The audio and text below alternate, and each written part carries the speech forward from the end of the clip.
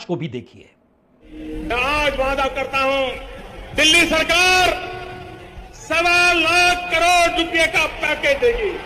Special status की बात हो, स्पेशल अटेंशन की बात हो, जो भी करने की आवश्यकता होगी दिल्ली में आने वाली नई सरकार उसकी वो प्राथमिकता होगी।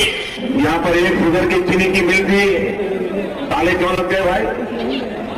गन्ना करने की खेती करने वाले किसान का क्या हुआ? हिंदुस्तान के एक गरीब आदमी को मुफ्त में 15-20 लाख रुपए भी मिल जाएगा। एक एक पाई हिंदुस्तान की वापस लाई जाएगी। मैंने सिर्फ देश से 50 दिन मांगे हैं, 50 दिन। अगर 30 दिसंबर के बाद कोई मेरी कमी रह जाए, कोई मेरी गलती निकल जाए, कोई मेरा गलत इरादा निकल जाए, आप जिस चौराहे में मुझे खड़ा करेंगे, मैं खड़ा होकर के देश जो सजा करेगा वो सजा भुगतने के लिए तैयार है। यूं तो प्रधानमंत्री को पूरे देश ने हर विधानसभा चुनाव के वक्त बाखूबी सुना है और लोकसभा चुनाव के वक्त भी सुना है, और जिन वादों और दावों के आस प्रधानमंत्री वोटरों में जगाते हैं वह भी सफल रहा है, इससे भी कोई इनकार करेगा नहीं। लेकिन इसके समानांतर जो वोट चोरी का जिक्र लगातार होते चला जा रहा था, उसमें बड़ा सवाल यह भी था, क्या वाकई बीजेपी ऐसी बिसात बिछाती है जिसमें सब कुछ उसके अनुकूल हो जाए? शायद यहीं से दो अलग अलग रास्ते निकलते हैं। एक तरफ कांग्रेस यह मानकर चल रही है कि बिहार का चुनाव पूरे देश को प्रभावित करने वाला चुनाव होगा, और दूसरी तरफ बीजेपी कह तो रही है यह बात कि दरअसल बिहार के चुनाव परिणाम एक लिहाज से बिहार के उस भविष्य को तय करेंगे जहां वो रिवर्स मूड में आकर 20 साल पुराने सत्ता यानी लालू राबड़ी के दौर में ना चले जाएं, और दूसरी तरफ जिस विकास का खांचा मोदी और नीतीश कुमार ने खींचा है उन दोनों के साथ वो चलने को तैयार हो जाएं।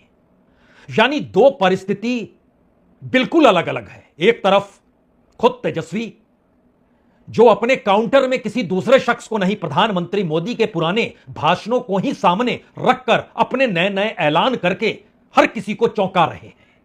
और हर किसी को चौंकाने का मतलब यह है कि प्रशांत किशोर भी इस चुनाव में एक बड़ी ताकत के तौर पर मौजूद हैं, और प्रशांत किशोर ने लगातार निशाने पर इस वक्त और किसी को नहीं, बीजेपी को लिया है, प्रधानमंत्री मोदी को लिया है।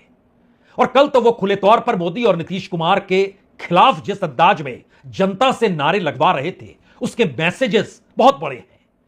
लेकिन इसके ठीक उलट अगर कोई ऐलान कर रहा है महागठबंधन के मुख्यमंत्री पद के दावेदार के तौर पर, जो पहले डिप्टी सीएम रह चुका है और जिनकी अपनी पॉलिटिकल पार्टी राज्य में कमान संभाल चुकी है, यानी आरजेडी की सत्ता रह चुकी है, तो तेजस्वी यादव के ऐलान अगर एक झटके में बीजेपी या जन स्वराज पार्टी के सामने एक मुश्किल हालात तो खड़ा कर रहे हैं, लेकिन दूसरी तरफ जो चोट प्रशांत किशोर अपनी रैलियों के जरिए बीजेपी और नीतीश कुमार पर कर रहे हैं, उसको नए अंदाज में तेजस्वी यादव उसी वोट बैंक को अपने साथ लाने के लिए इन ऐलानों को कर रहे हैं।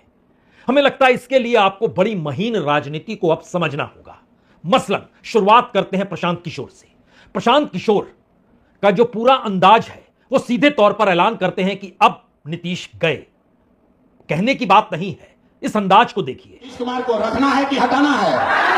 जोर से बोलो भाई, नीतीश को रखना है कि हटाना है? नीतीश कुमार को रखना है कि हटाना है? अगर मोदी को भाजपा को वोट नहीं दिए, नीतीश कुमार तो गई लो, रहेंगे कि जाएंगे? रहेंगे कि जाएंगे? जोर से बोलो, नीतीश कुमार रहेंगे कि जाएंगे? रहेंगे कि जाएंगे? रहेंगे कि जाएंगे? नीतीश कुमार गए, नीतीश कुमार गए। यहां से सब लोग मिलकर तय कीजिए, नीतीश कुमार गए, नीतीश कुमार गए, गए, गए, जोर से बोलिए, गए, गए। अब यहां सबसे रोचक बात तो यह है कि बीजेपी या कहें खुद अमित शाह के निशाने पर आपने प्रशांत किशोर को नहीं देखा होगा, यानी